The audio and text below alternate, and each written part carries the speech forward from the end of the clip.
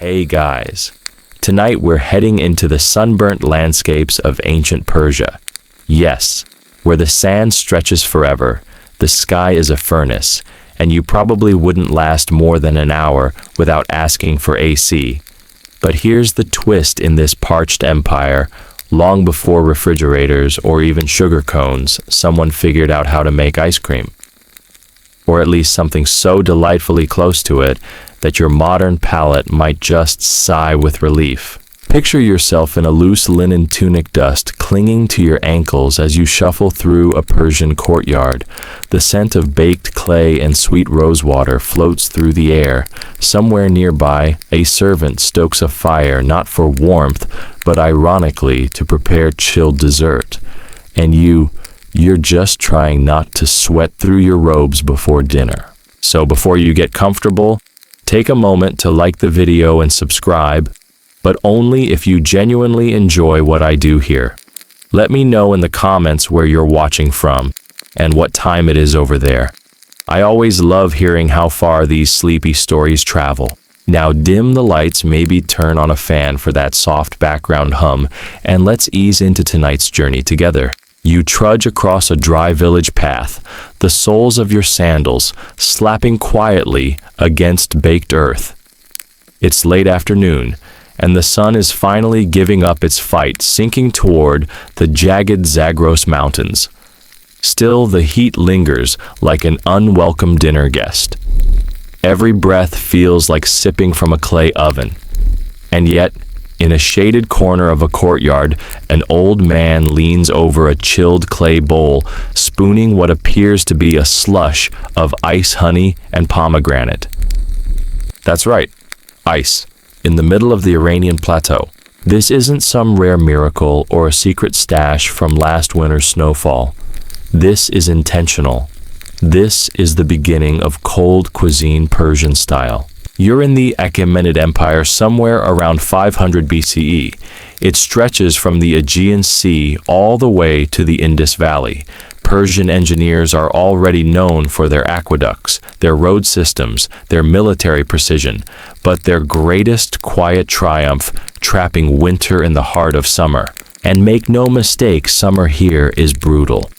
With daytime highs soaring past 40 degrees C, 104 degrees C, people weren't just craving refreshment, they were engineering it. So when historians say that Persia invented something like ice cream, they're really talking about the miracle of cold in a sun-drenched world. The earliest versions of what we might call ice cream weren't creamy at all. Milk wasn't the central character yet.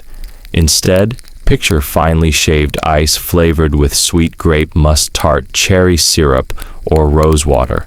Some recipes were just snow, packed into a bowl and soaked with syrup until it resembled a frozen slushie.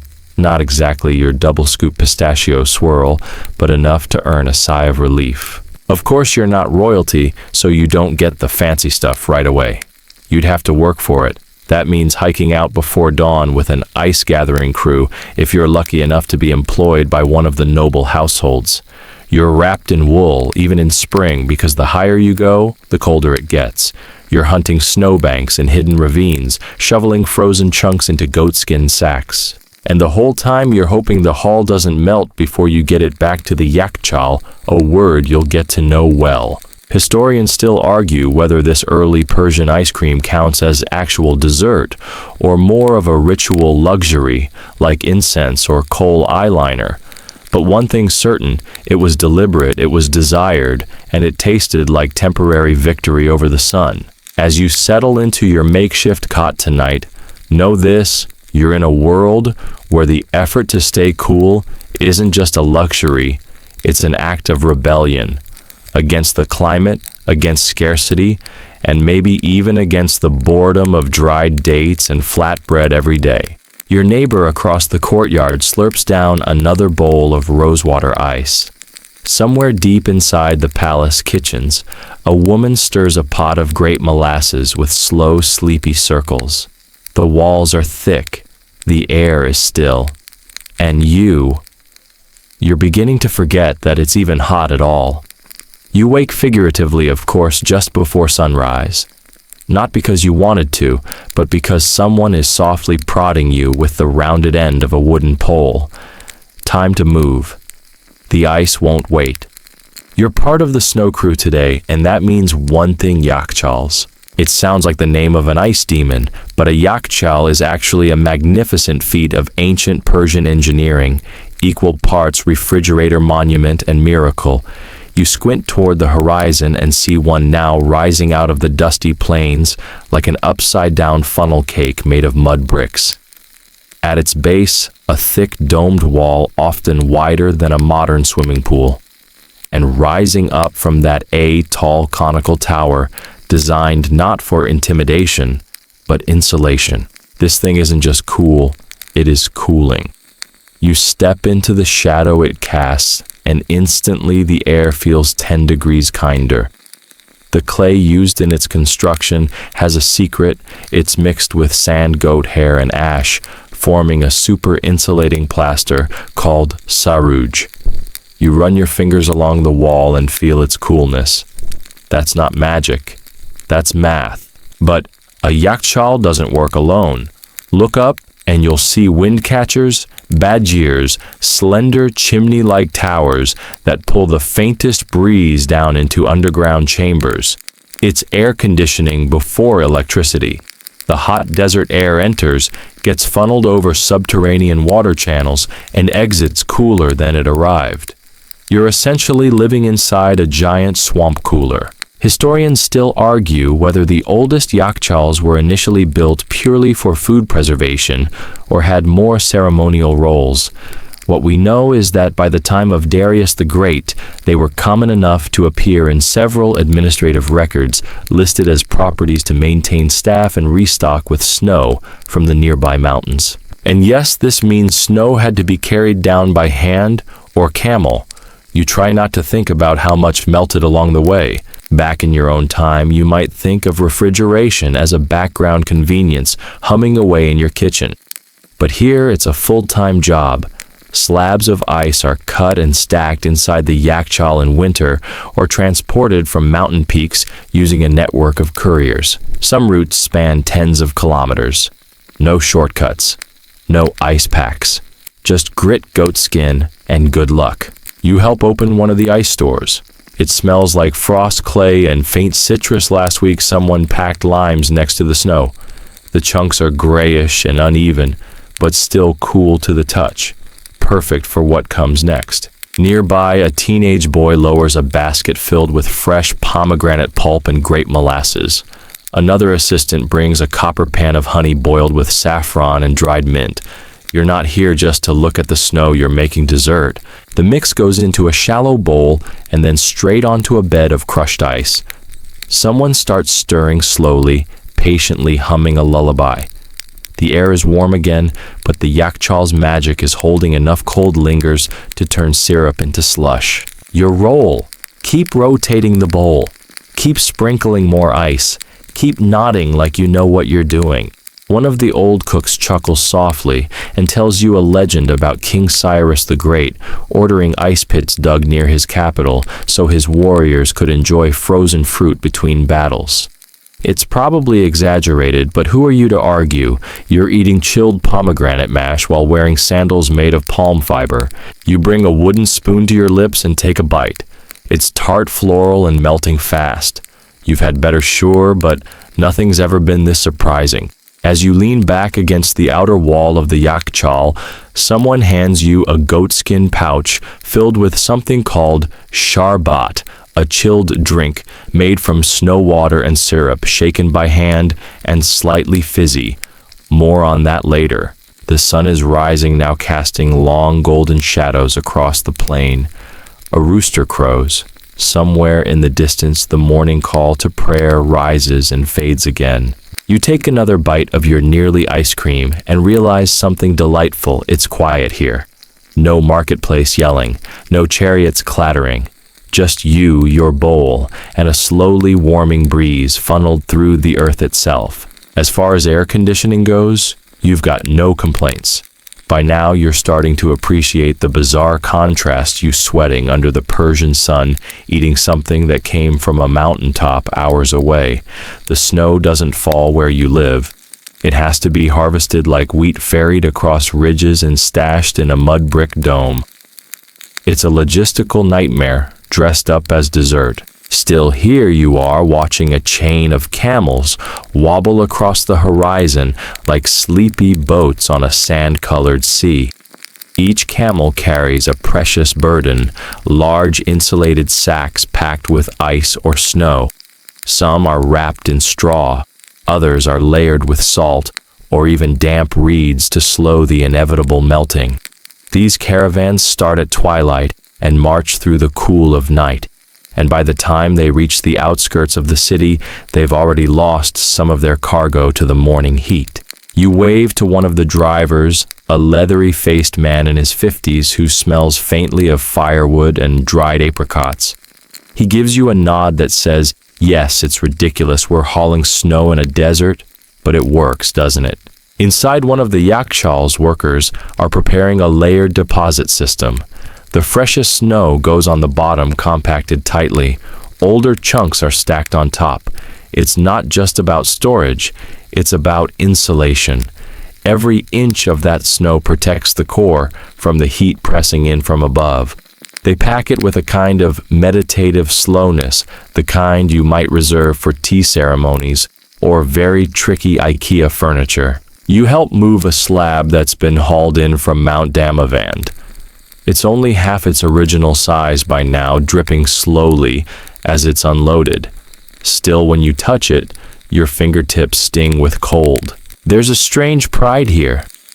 These aren't just delivery men, they're keepers of seasonal inversion, bringing winter to the most unlikely of places.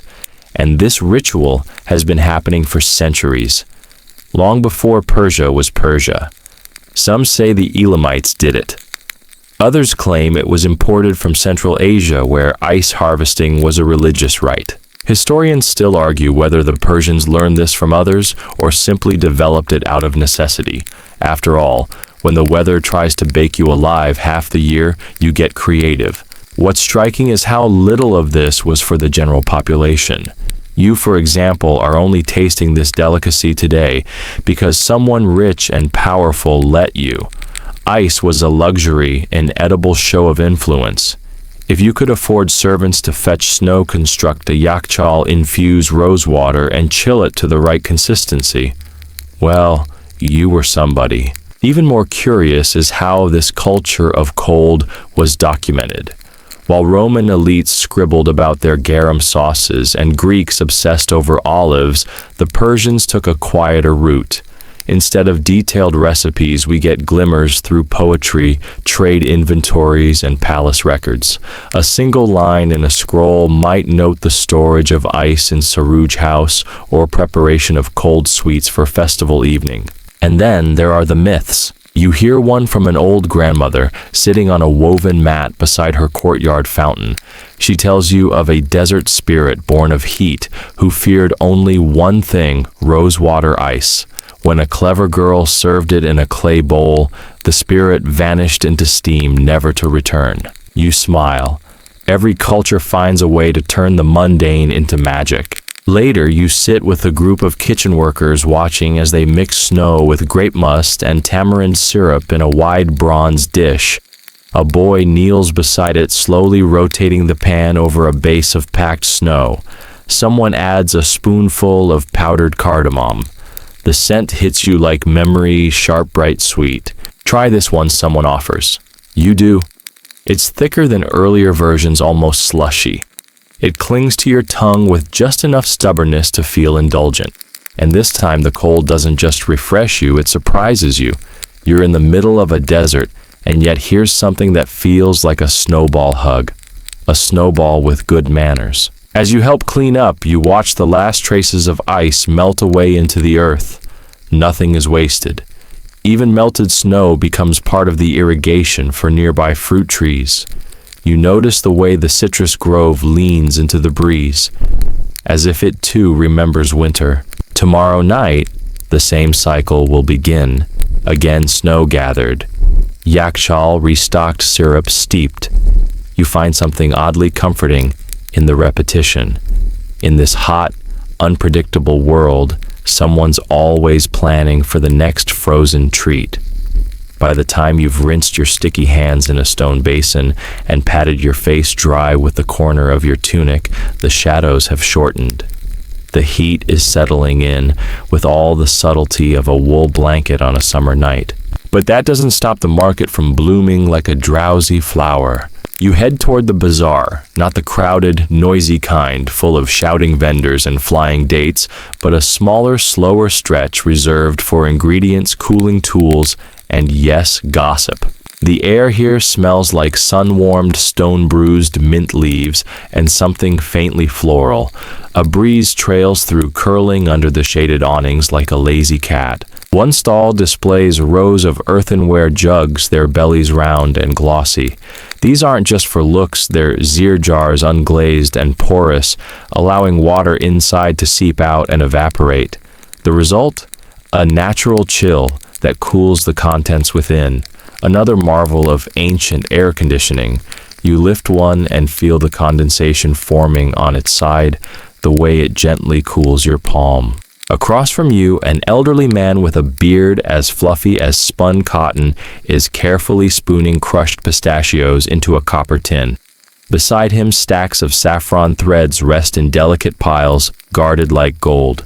He gives you a knowing glance and murmurs, "For sharbat," or heartbreak. You nod, unsure which he means. You're here for ingredients, of course, but also for knowledge. Because in this world, sweets and science go hand in hand. You crouch near a vendor boiling something thick and amber-colored in a clay pot. The syrup bubbles like lava but smells like roses and orange peel. The vendor stirs it with the focus of a mathematician and mutters a phrase you catch: too thick, and it hardens. Too thin, and it vanishes. Turns out, making semi-frozen desserts in 500 BCE is more alchemy than recipe. You need the right ratio of sugar to syrup, the perfect moment to add snow, a breeze that won't ruin the texture. One wrong move and your icy delight turns to mush or becomes so solid it could double as a weapon. Historians still argue whether these methods were codified in cookbooks or passed down orally guarded like family heirlooms. While no official dessert scrolls have survived fragments from palace kitchens, mention chilled rose syrup served during the summer festival of Turgan, often credited as one of Persia's oldest mid-year celebrations. You imagine a royal courtyard, jewel-toned cushions, golden trays, and shaded pools reflecting torchlight as guests sip something cold enough to hush the heat. You're not there, obviously, but the stall vendor hands you a chilled cup and winks. Close enough. Inside the cup is sharbat. Yes, the sharbat. A sweet, tangy, ice-kissed drink that may well be the Persian ancestor of modern sherbet and sorbet.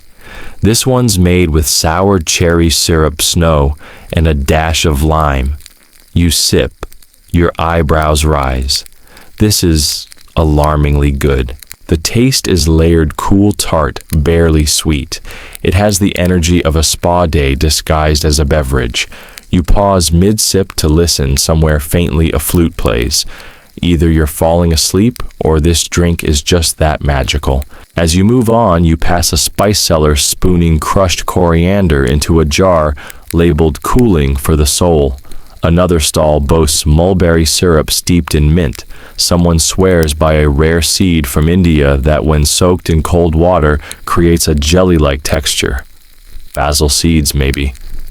You nod thoughtfully and pretend you knew that already. By now, you've gathered a small pouch of essentials: dried rose petals, candied quince date molasses, and a few curls of cinnamon bark. You tuck them into your satchel like treasure.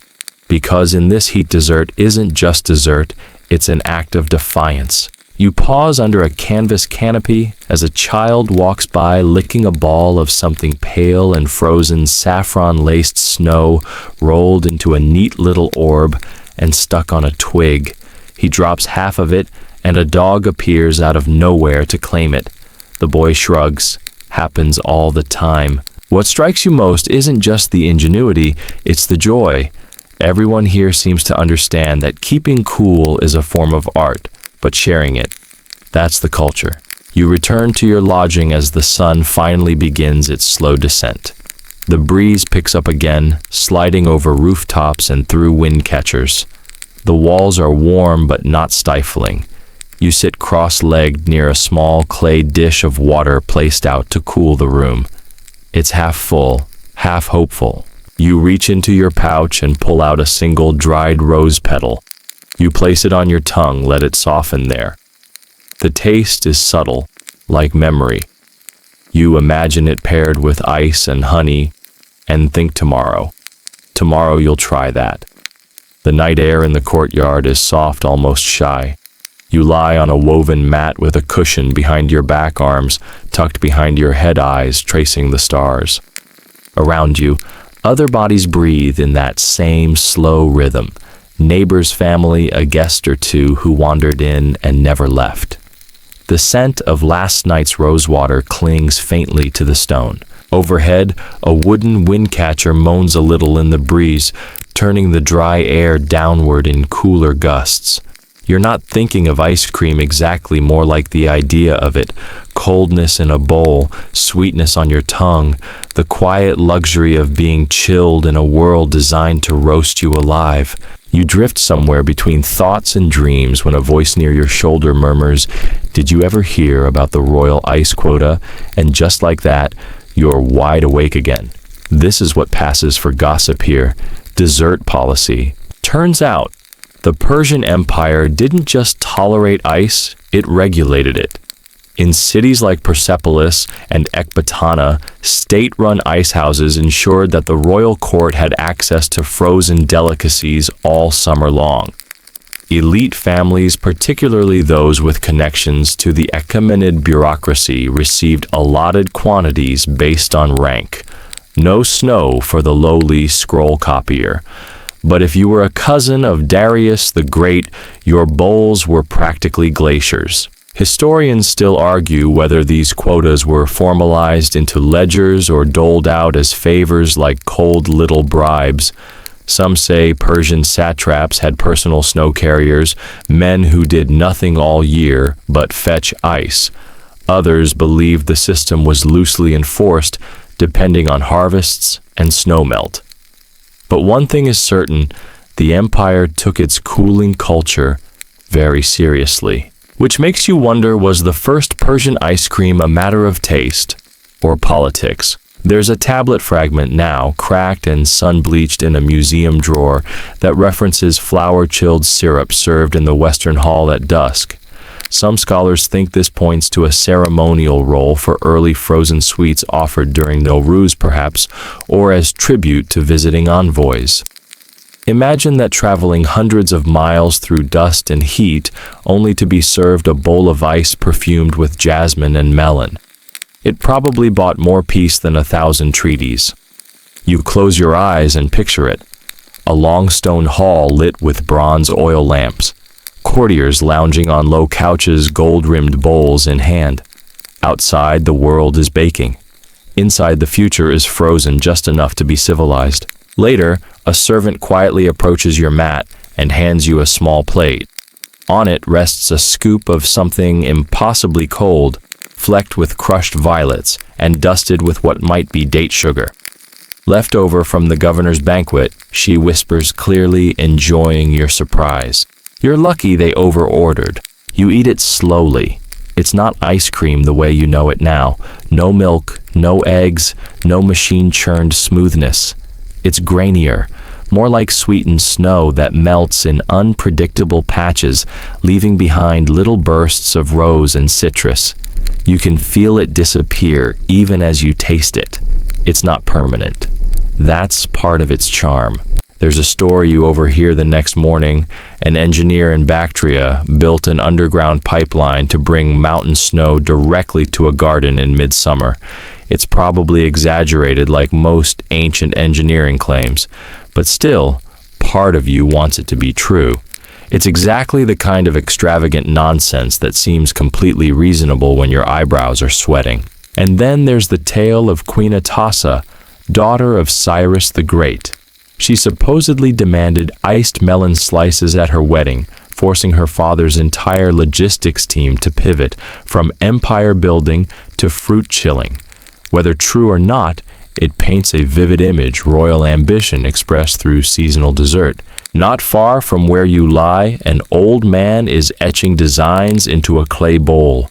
His fingers are stained with something dark, maybe walnut dye, maybe ink. He tells you that his grandfather claimed ice held memories. Serve it with bitter orange, and people remember heartbreak. Serve it with honey, and they remember dancing. You're not sure if that's poetry or science, but you believe him anyway. The world here is full of subtle magic. People speak about taste the way others talk about dreams. Coldness isn't just a temperature, it's an emotion. And this emotion, this cooling delight in a sun-bleached empire, has traveled through time far more gracefully than most military campaigns. The idea of chilled dessert has roots here in Persia, but its branches stretch through India into the Arab world across North Africa, and eventually, yes, to Rome. You're told that Alexander the Great, upon conquering parts of Persia, developed a taste for these icy concoctions. He brought back the habit of snow-chilled wine to Macedonia, where his men probably grumbled about the lack of saffron syrup. Some even claim that Alexander installed rudimentary ice pits in his own encampments, though historians still argue whether he copied the Persian model or simply enjoyed their version better. As the stars begin to fade and the first light edges over the horizon, you feel it again, that quiet respect for a culture that looked heat in the face and said, "We're having dessert anyway." You pull your shawl tighter. Somewhere in the distance, a rooster begins to warm up. Morning is on its way, and with it another cycle of gathering, preserving, mixing, and chilling. Because while ice melts, traditions don't. The next morning comes with the usual golden light stretching lazily over the clay rooftops and painting everything in a soft, drowsy glow. You wake slowly, still half dreaming of frozen petals and snow-carried secrets. There's a light dew clinging to the garden leaves, and you can hear someone sweeping the courtyard rhythmically, like the world is being stirred gently back to life. But your destination this morning isn't the market or the kitchens. It's cooler, deeper, quieter. You're headed underground to the heart of Persia's most quietly brilliant invention, the yakchal. The word rolls around your mouth like a cough drop. Yak means ice. Chal means pit. It's a name that tells the whole story, at least on the surface. But as you walk toward the dome that rises just outside the city walls, you realize it's far more than just a pit. The structure looms like a forgotten spaceship, conical and beige its sides etched with wind-blasted grooves. From afar, it could pass for a giant termite mound or an oddly tidy sand dune. But step closer, and you can feel the difference. The air shifts. It becomes expectant. You duck into the entrance, and immediately the temperature drops. It's like nature inhaled. The thick mud brick walls, sometimes nearly 2 meters deep, insulate like nothing else. You walk down a sloping corridor, spiraling gently into the cool silence. No torches needed, shafts of filtered light trickle in from cleverly placed slits. Inside the chamber, your breath almost fogs. This is where the ice was stored, harvested from winter snows and kept miraculously solid well into summer.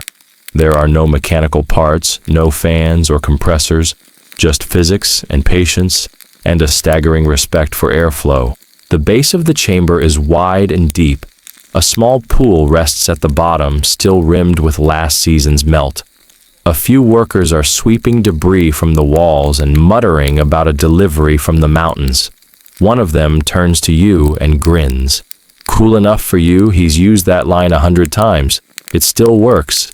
Historians still argue whether yakchals were used solely for ice or if they doubled as refrigerated pantries for perishables, fruit, rose syrups, delicate herbs. Some even believe sacred documents or medicines were stored here in small earthen jars. But whatever else they held, their primary treasure was cold. The genius lies in the combination of design and placement. The domed top creates convection currents. Warm air rises and escapes through vents. Cooler air sinks and stays trapped.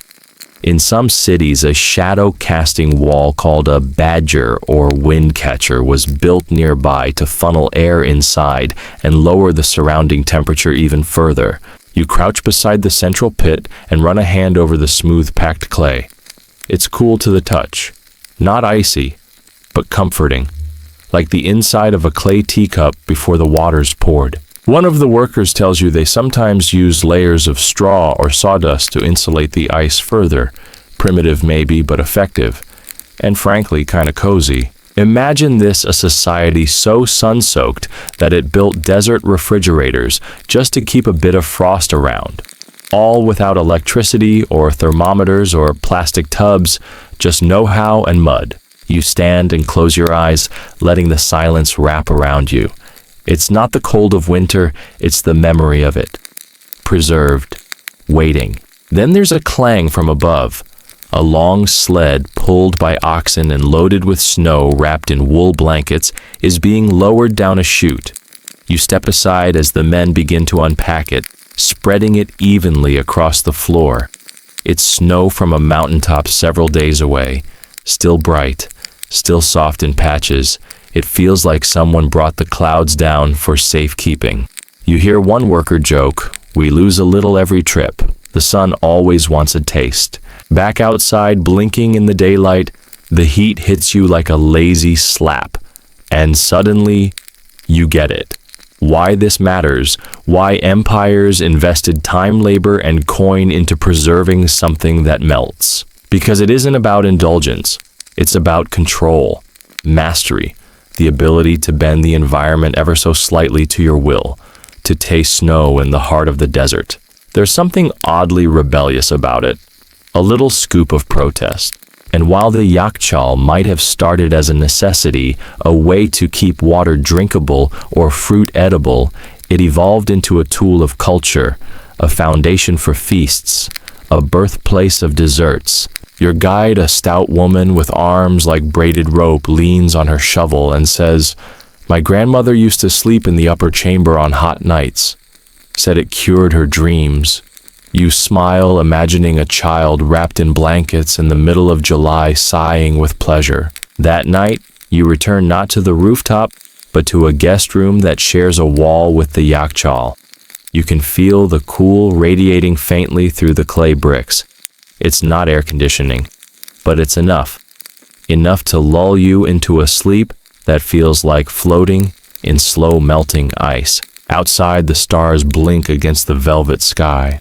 Somewhere a dog barks once and then thinks better of it.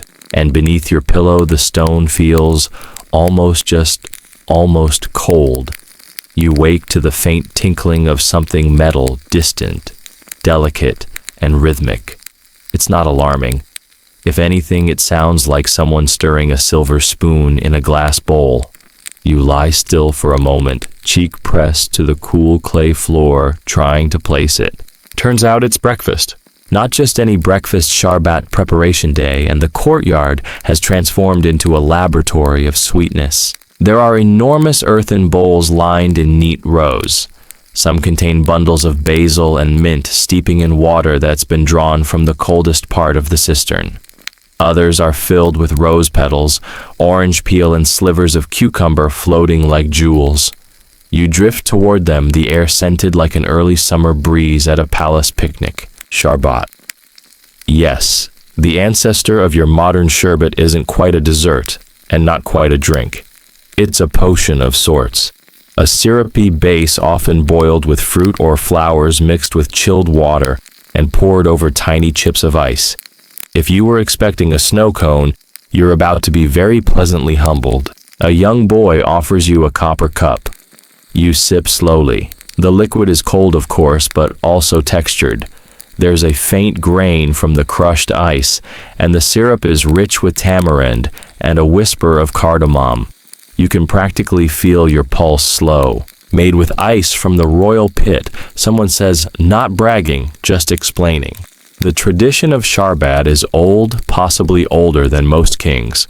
Historians still argue whether it began as a medicinal tonic or a festive indulgence. Some claim it was used to cool the temper and aid digestion. Others insist it was just another excuse to turn sugar into power, and sugar itself a status symbol. The purest kinds had to be imported from India or coaxed from expensive cane presses.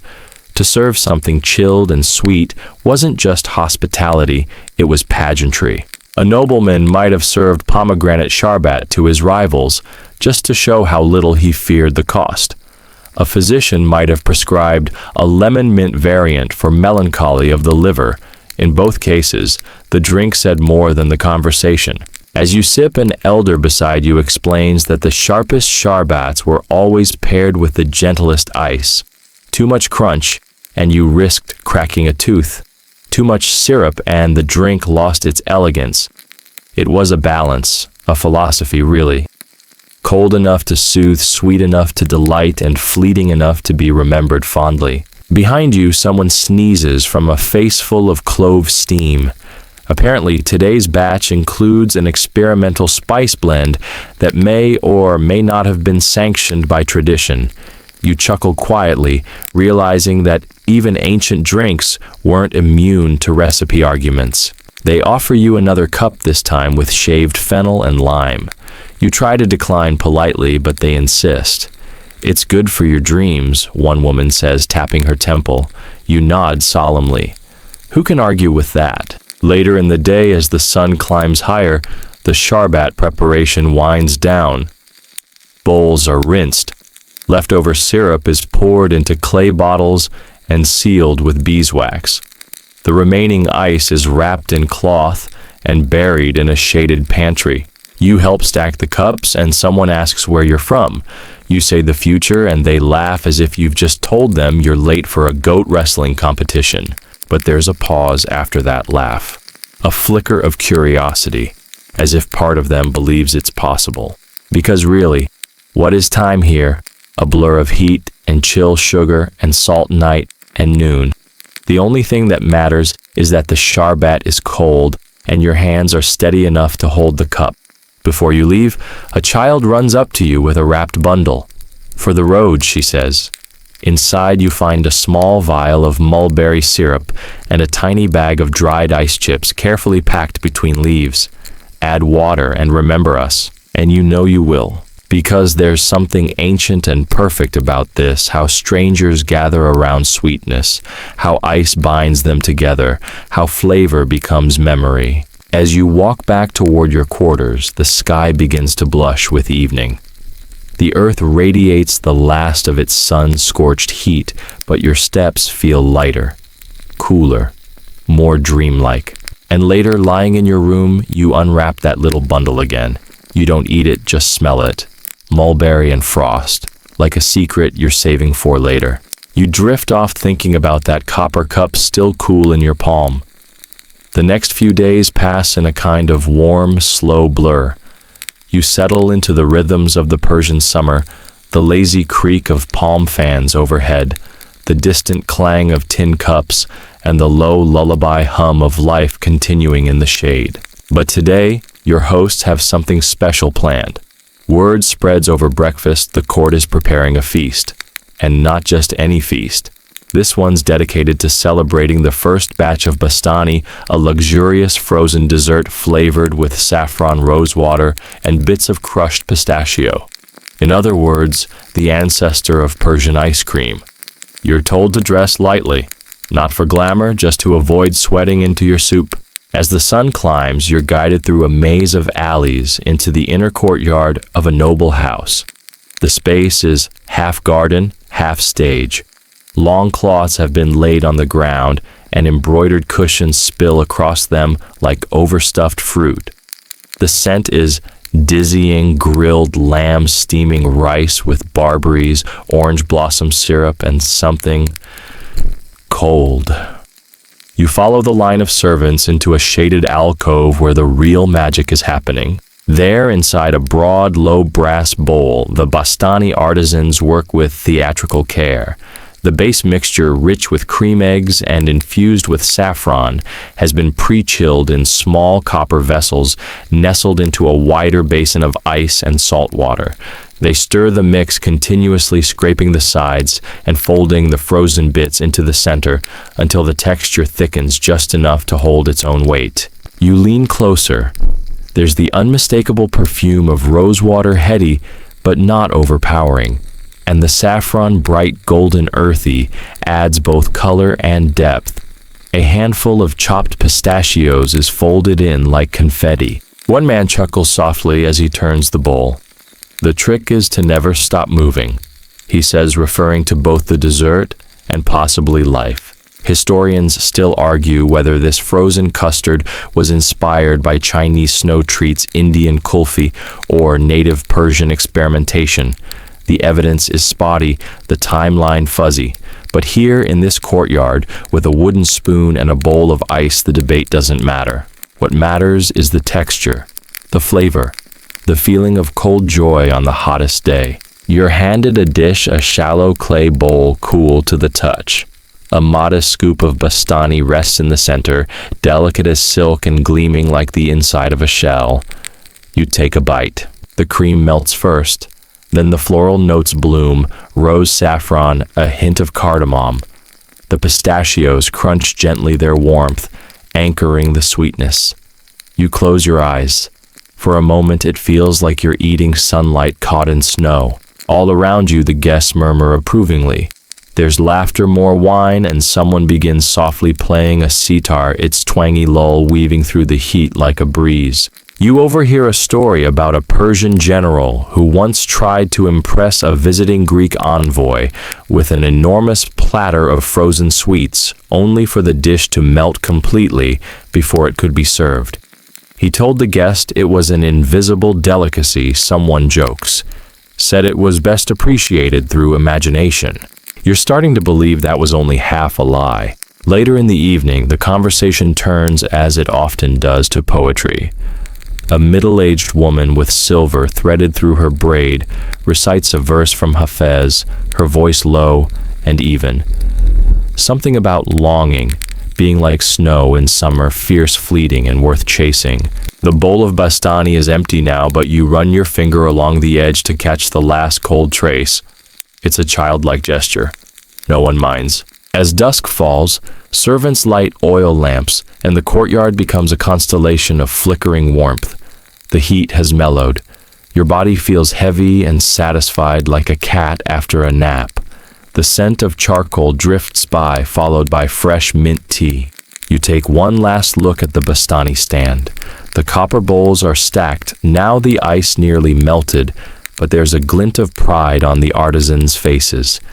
They've done something ephemeral, transformed time, temperature, and taste into a single, perfect bite. Before you leave, someone presses a small waxed paper parcel into your hand. Take it, they say. Saffron sugar, good for dreams. You don't argue. That night, in your quiet room near the Yakchal, you place the packet under your pillow. You imagine the Bastani again, soft, cold, golden. It doesn't last. It's not supposed to. That's the point. But the memory lingers cool and sweet long after the flavor is gone. Days glide by with the smoothness of honey dripping in slow motion. The sun burns steadily, but inside you begin to understand the secret rhythm of this place, a balance of heat and cold sweat, and ice toil and respite. Today your path leads you beyond the city walls to the rugged highlands where the famous snow caravans begin their journey. Yes, snow, and yes, it's real fresh and the lifeblood of the Persian ice trade. You ride alongside merchants and mule drivers, their carts laden with tightly packed blocks of ice and snow harvested from mountaintop glaciers. It's a journey that feels more like a pilgrimage than a business trip, an ancient rite wrapped in frost and woolen blankets. The roads are rough, and the air thins as you ascend, bringing a welcome chill that makes your skin tingle. You pause often, savoring the contrast between desert heat and mountain cold. Locals swear that the snow comes from the Zagros Mountains, a place shrouded in mist and legend. They say the glaciers are guarded by spirits who despise the sun and bless those who carry their icy gifts safely to the cities below. You watch as the merchants carefully wrap the snow in layers of felt straw and thick cloth, each package a precious jewel. It's a delicate dance protecting the snow from melting from the relentless sun and from the heat of the carts and animals. Historians still argue how far these caravans extended. Some claim that ice was traded as far as India and even the Mediterranean. Others suggest the trade was primarily local, an exclusive luxury for Persian nobility. Whatever the reach, it's clear the logistics were remarkable. Think about it moving tons of snow across hundreds of kilometers without refrigeration, relying solely on natural insulation and human ingenuity. At one camp, you sit beside a fire with a caravan leader named Rostam, a man whose beard is as white as the snow he transports. He tells stories about the dangers of the route, sudden heat waves, sandstorms, even bandits attracted by the value of the ice. But what strikes you most is his reverence for the snow itself. It is not just frozen water, he says quietly. It is the breath of the mountains, the captured spirit of winter. We carry it carefully, like a child. You listen as he recounts how the ice was distributed upon arrival, some to royal kitchens, some to wealthy merchants, and some stored in the yakchals for the community.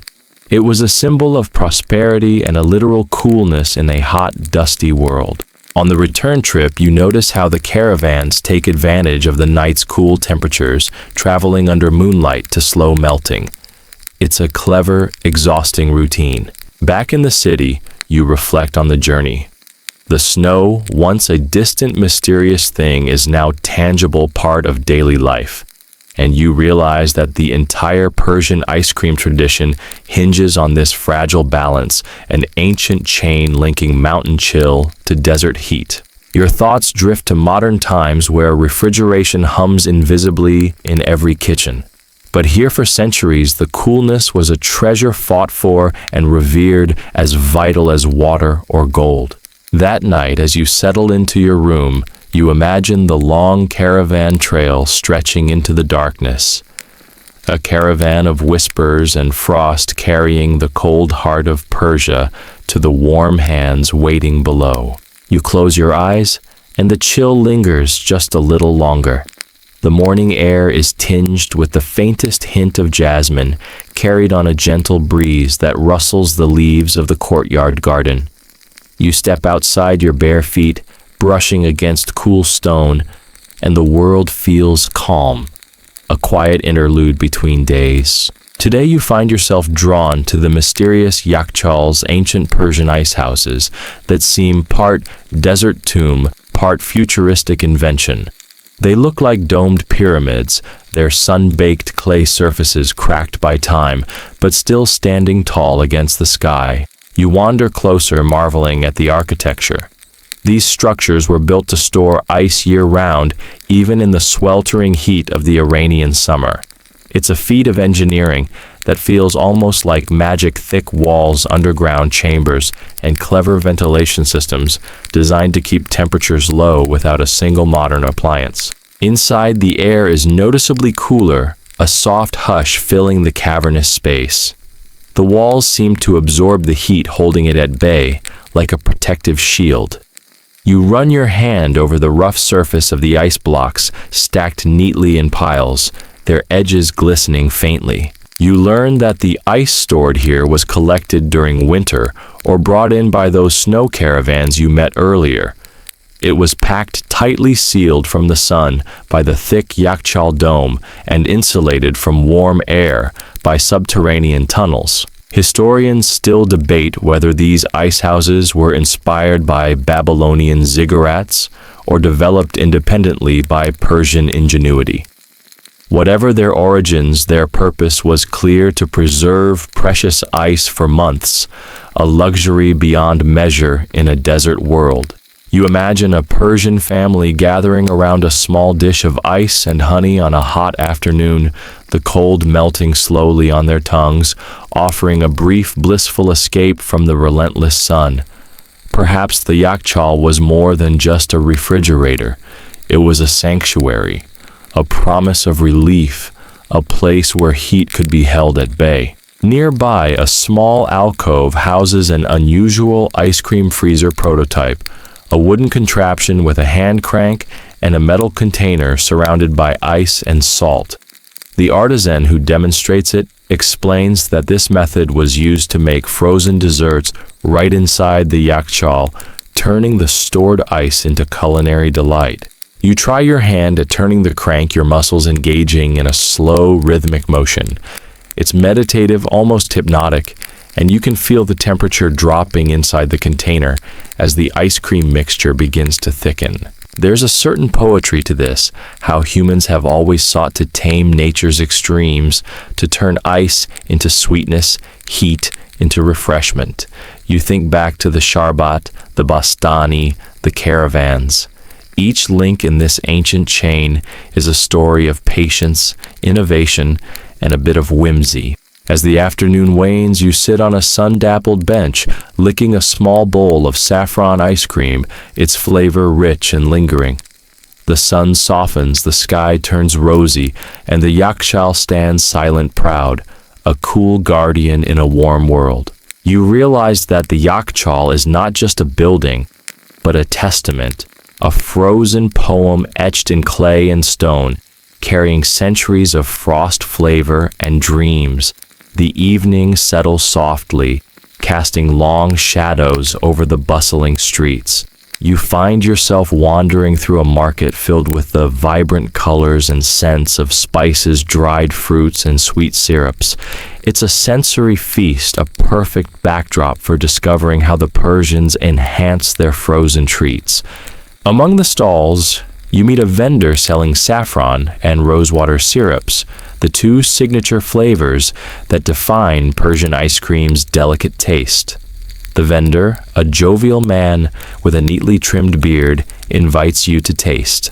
The syrup is thick and golden, the saffron notes floral and almost buttery, while the rosewater offers a perfumed sweetness that lingers softly. You learn that these flavors were not just about taste, but also about tradition and symbolism.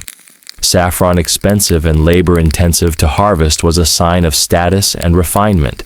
Rosewater distilled from fragrant petals was believed to soothe the heart and calm the mind, perfect companions for a dessert meant to relax and delight. As you explore further, you discover an old recipe book, its pages yellowed and edges frayed. Inside, the handwritten notes detail the careful balance of ingredients: cream, sugar, saffron, rosewater, and crushed pistachios. But the most intriguing detail is the use of mastic resin, a sticky gum harvested from the mastic tree, which adds a unique chewiness to the ice cream. Historians still argue about how and when mastic became a common ingredient. Some suggest it was a later addition introduced through trade with the Mediterranean, while others believe it was a local innovation. Regardless, the mastic gives Persian ice cream a texture unlike any other, smooth yet slightly elastic, a delightful surprise for the tongue. You watch as a local artisan expertly grinds mastic resin into a fine powder, mixing it into the ice cream base. The result is mesmerizing. The ice cream pulls and stretches as it's served, almost like a sweet, edible plaything. The vendor chuckles as he offers you a scoop. It's not just dessert, he says. It's a dance between flavor and texture. You take a bite, the cool cream melting into the complex mix of floral, nutty, and subtly chewy sensations. It's both comforting and intriguing, a perfect ending to the day's wandering. As night deepens, the market quiets, and you reflect on how these simple ingredients, ice, saffron, rose water, and mastic, combine centuries of culture, trade, and creativity into a single, slow, melting delight. You tuck a small vial of rose water into your pocket and walk back through the dim streets, the sweet aroma trailing behind you like a secret. You wake to the soft rustle of palm leaves and the distant call of merchants setting up their stalls. Today, your curiosity leads you to the kitchens of a wealthy Persian household, where ice cream is not just a treat, but a symbol of hospitality and social grace. The head cook, a kindly woman with silver threads woven through her hair, welcomes you warmly. She explains how preparing bastani is a ritual, one that involves the entire household, from the youngest children to the elders who oversee the final presentation.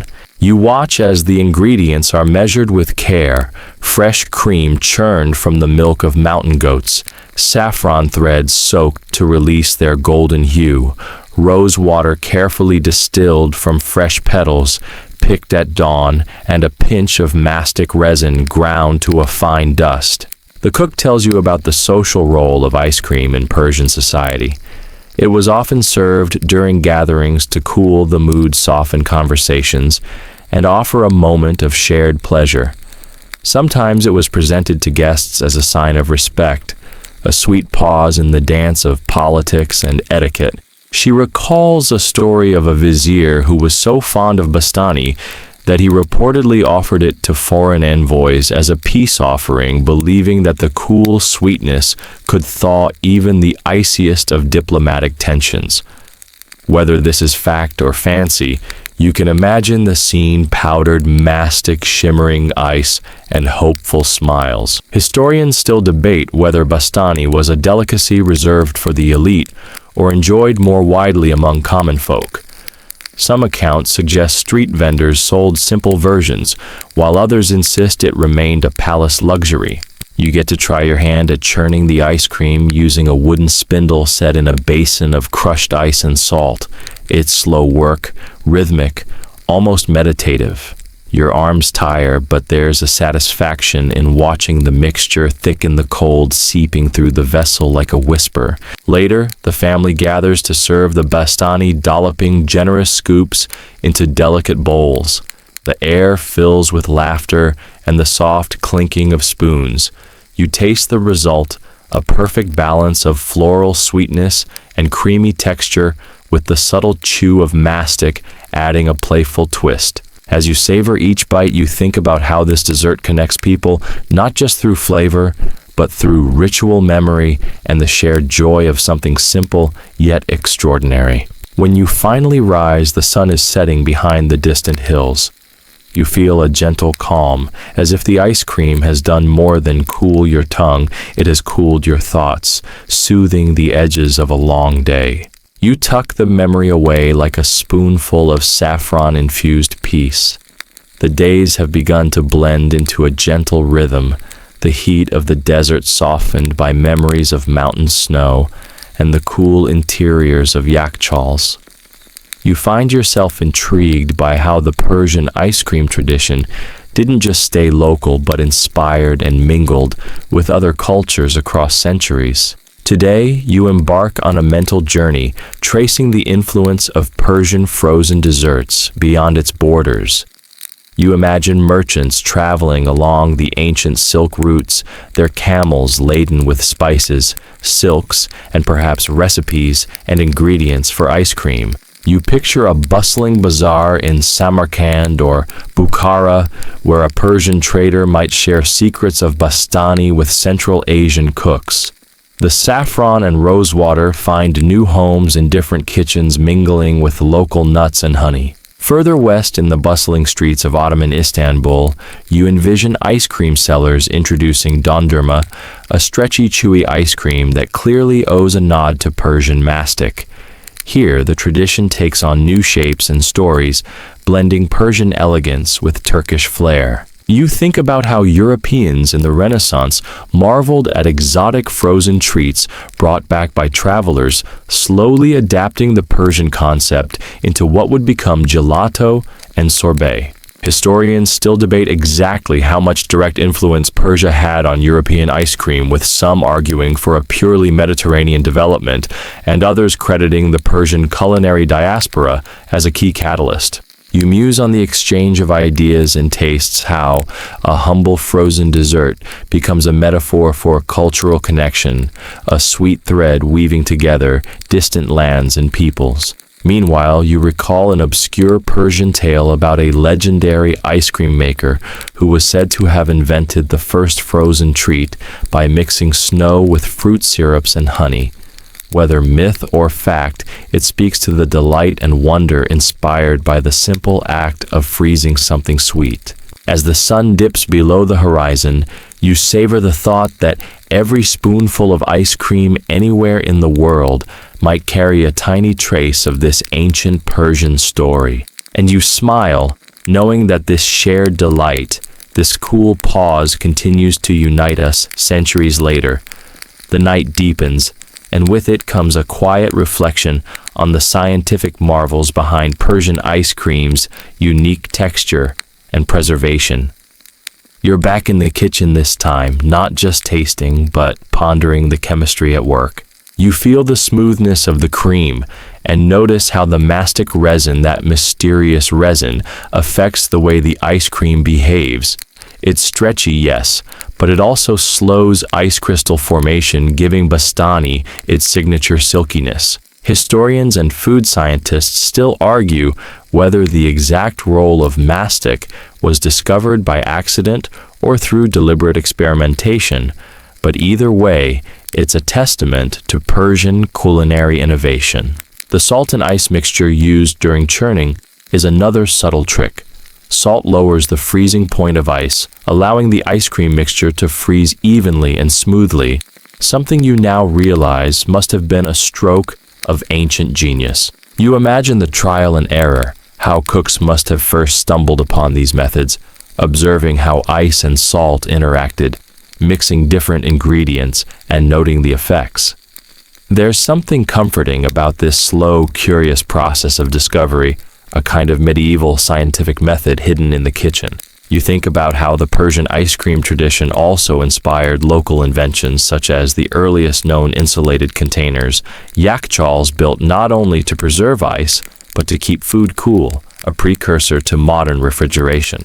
Outside, the wind whispers softly through palm fronds, carrying the distant call of night birds. The air feels cooler now, as if the memory of ice lingers in the atmosphere itself. You let your mind wander to the possible medicinal uses of some ingredients. Rosewater, for instance, was believed to soothe digestion and calm nerves, while saffron was prized for its mood-lifting properties. This gentle blending of pleasure and health is another layer in the story of Persian ice cream, one that elevates it from mere dessert to a holistic experience. As you rest your spoon, the quiet hum of the night reminds you of the cool serenity ice cream brought to people living in a harsh, sun-baked world. The coolness, the sweetness, the slight chewiness, all woven into a history as rich and complex as the flavors themselves. The final chapter of your journey drifts gently, like the last fading notes of a lullaby. You find yourself back in a quiet courtyard, under a canopy of stars, the air cool and still filled with the soft scent of blooming jasmine and distant fires. Here, you reflect on the lasting legacy of Persian ice cream, not just as a dessert, but as a symbol of human creativity and cultural exchange. From its humble origins in snow and salt to the elegant saffron and rosewater blends, Bastani embodies centuries of ingenuity and delight. You recall the countless hands that shaped this tradition, nomads gathering snow artisans, perfecting recipes, traders spreading flavors across continents, and families savoring each sweet spoonful together. Historians still debate whether modern ice cream owes more to these Persian innovations or to later European inventions, But what remains undeniable is the joy Bastani brought and continues to bring to those who taste it. You feel a deep sense of connection to these past lives, imagining children laughing as they stretch a scoop between their fingers, elders sharing stories over bowls of cool cream, and cooks experimenting by candlelight. As you sit beneath the stars, the gentle hum of the night settles into a soothing rhythm. You think of the yakchals standing silent and proud, the spice markets alive with scent and color, and the endless possibilities that come from mixing ice with sweetness. The story ends, but the experience lingers, a soft whisper of history culture and the simple pleasure of a treat crafted with patience and love. You breathe deeply, feeling the cool calm seep into your bones, and slowly the world fades into a restful quiet. Now, as the tale comes to a close, let your mind drift gently, as if floating on a soft cloud of saffron and rosewater. Imagine the quiet, cool spaces where ice once lay hidden beneath sun-baked earth, the coolness spreading slowly like a balm across your skin. Let your thoughts wander back to the slow turning of the wooden churn, the rhythmic hum of hand-cranked ice cream making the delicate dance of flavors on your tongue. There's no rush here, only calm, only comfort. The warmth of the evening fades, replaced by the soothing chill of frozen delight, a quiet reminder that sometimes the simplest things bring the greatest peace. So rest now, wrapped in the gentle embrace of history's softest stories, carried away on a whisper of sweetness and cool. Sleep well and sweet dreams.